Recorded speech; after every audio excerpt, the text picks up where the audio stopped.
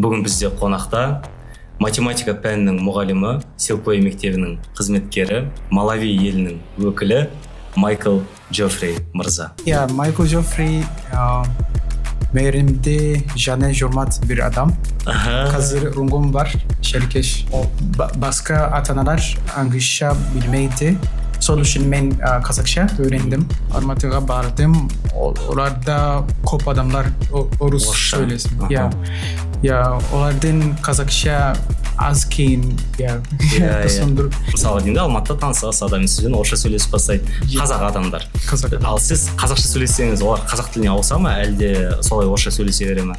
Мына жерде не деп жазылып тұр? Майкл. Мына жерде Джеффри. Басан ба?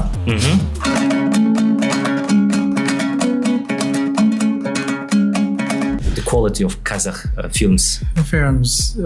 It depends, but I think most of the films. Men Kazak kitapları okudum. Men Kazak dili öğreniyor için.